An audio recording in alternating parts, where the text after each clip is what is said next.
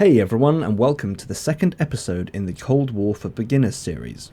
Today, I'm going to take a look at what I think you should do if you are a newly committed player. Right, first up, we're in the garage, picking straight up from where we left off in the first episode. You have your tank, the M46, which you've probably played a fair few battles in by now. You've got your 3-star crew, and you're probably on your way to earning your 4th crew skill. And you may or may not have some crew or XP boosters, depending on whether or not you decided to get some. Right, if you're watching this video, I will assume that you are beyond the initial "do I want to play this game long term" question. I'll assume that you're now committed to the game, you enjoy the game experience, and like most of us, you're on a budget. Straight away, I will say that everything I'm going to detail from here on inwards can be done with the initial £20 spend from the first episode. You may need to spend £5 to £10 extra depending on how much you decided to spend on XP boosters, but at the end of the first episode you had 3,400 gold, which is roughly how much you'll need for everything I'm going to detail here. Before your next battle, what I recommend you do is buy yourself some premium time. What premium time does is it boosts all gameplay earning by 50% while it's active. You will probably have noticed this at the end of each match. The end game screen will show you your earning with or without premium, and the with premium earnings are always higher. For 1,250 gold, you can get yourself 7 days of premium. Once you've purchased 7 days, you will be left with 2,150 gold. Again, that's dependent on how much you spent on XP boosts.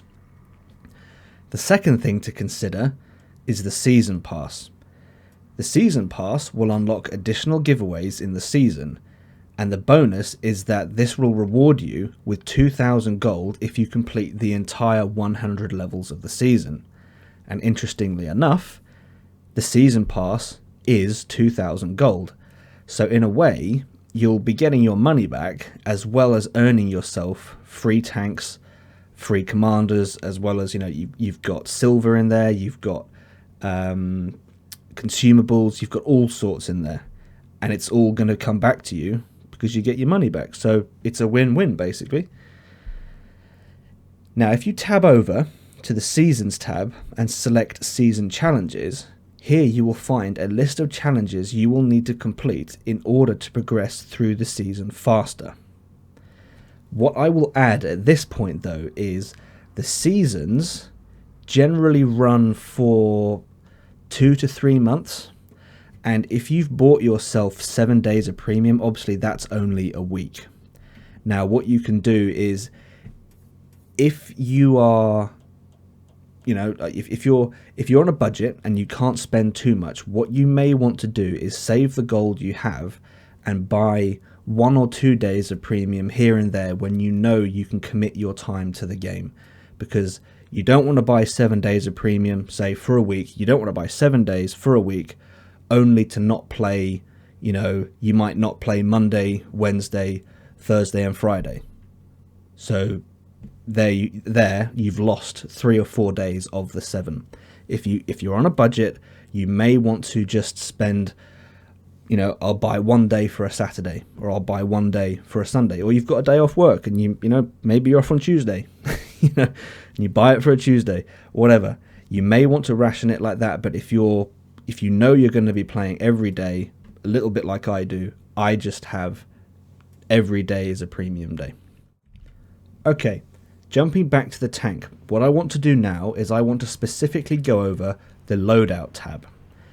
You'll have probably noticed that as you've been playing, you've been unlocking vehicle packages, and as you've been earning XP from each battle, that XP is what's enabled you to unlock these packages.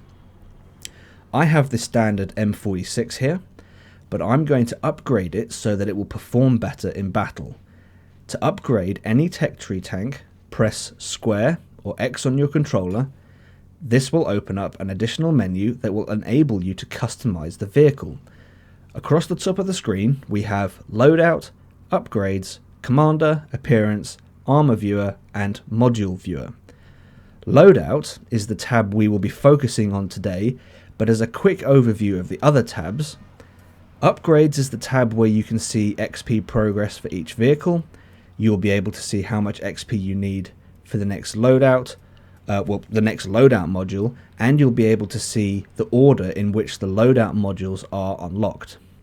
Next is the Commander tab, which we covered in the first episode. The Appearance tab is where you can change the aesthetics of the tank. You can apply camo, emblems, inscriptions, as well as adding a flag, which I wouldn't actually recommend you do because Cold War has the True Vision system, which means that, you know, a waving flag of a different color will actually give your position away. So I wouldn't recommend that, but if you want to put a flag on there, go ahead. The next tab over is the Armor Viewer. This tab is very useful for understanding your tank. You can see the armor it has, and more importantly, you can see where the armor is and isn't. This will help you understand the vehicle and know what parts to keep hidden and which parts you can get away with exposing. Lastly, the Module tab. This tab displays the finer details of each tank. If you press triangle or Y on your controller while viewing this tab, you will open a table that breaks down almost every single stat for the vehicle. This tab and this table is very, very useful, but at this point we do need to understand a little bit more about the game before we dive into these statistics. Okay, jumping back to the Loadout tab. Across the top we have the modules. The modules here, the modules that you see here, these are the same across all tanks in the game, both World War II and Cold War. Every vehicle has these modules. And what we've got are gun, turret, engine, tracks, and radio. When you've unlocked a new module, which in this case, as an example, I will go with the gun, what you want to do is, and I'm not going to say select, just hover over the new module, because what you'll see is you'll see the cost of the module. And at this point you will probably be struck by the eye-watering cost. If you can't afford that, don't worry too much about it. It's not easy when we're starting out playing this game, and it's challenging, but I want you to know that big earnings from games are out there, and costs like this, like 1.1 million silver for a module, it's a lot when you're starting out. But I want you to know, I want to encourage you to just persevere a little bit, because big earnings are out there. With the right playstyle, with the right tanks, you can be earning 300,000-400,000 silver a game, which means that you can earn the cost of one of these modules in 3, 4, or 5 games, which isn't too bad. But when you're starting out, this can look very daunting. You can look at that and think, oh my word, I'm never going to afford that. Don't worry, just be a little bit patient with yourself and allow yourself time to get better at the game, because what I would recommend you do at this point is focus on the season challenges. In the first 20 season stages alone, you can earn 1.2 million silver.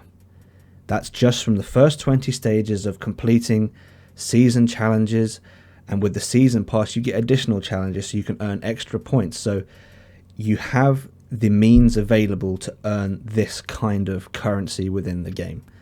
The more you play, the better you will get, and the better you get, the more you will earn. And that is, at the end of the day, what this is all about. Now, once you have the silver, what you want to do is you want to select this module and purchase it. This process of earning XP and silver and then buying modules repeats until the vehicle is fully unlocked. Now, further down in the Loadout tab we have a section titled Consumables. Consumables are items that can be added to a vehicle which can then be used in game. For example, a very popular consumable is the repair kit. A repair kit can be used to repair any damaged module on the tank. If you get tracked in-game, use the repair kit to fix the tracks so that you can move your vehicle again. There are 2 types of consumables that you need to be aware of. we have standard and gold. Standard consumables are cheaper but are a one-time use only in battle. Once they've been used, they're gone. You will not have access to that consumable again until your next game. Gold consumables, however, have a cooldown timer, and once that timer has reset itself, you can then use the consumable again. So in effect, you can use the same consumable multiple times in a game. Now, my go-to setup for consumables is a gold repair kit, a gold smoke launcher, and a standard med kit.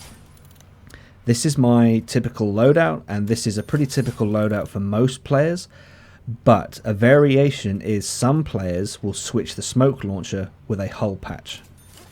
Personally, I prefer smoke, but I would recommend that you go with whatever works best for you.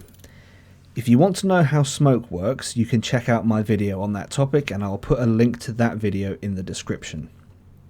Okay, moving on to the last part of the loadout tab, we have ammunition. Most vehicles come with a standard arrangement of ammo. You have your standard armor-piercing ammo, which is cheap, gold ammunition, which typically has a boosted penetration value but is much more expensive, and you have standard high explosive ammo, which is cheap, has a lower penetration value but does higher damage. Now, these are the fundamentals of understanding how ammunition works in the game. Learning the weak areas of tanks is the most important thing. Firing standard ammunition is what I recommend you do as you learn this game and you learn the weak points of enemy vehicles. Gold ammunition is only to be used when you're fighting a very well armored target, or you're in a situation where you can't afford to bounce your shots. Like if you're the last tank alive on your game and it's close and you need to make sure that every shot goes through, penetrates, then that's when I personally load gold ammunition, because I have that extra guarantee of doing damage. Finally, standard high explosive. This can be used when firing at weak targets such as light tanks or poorly armored areas of enemy vehicles, such as the back end of vehicles, the engine deck and such things like that. There is a lot more to understand about ammunition, but for now, I'm going to leave it at that. I don't want to give you too much that will confuse you.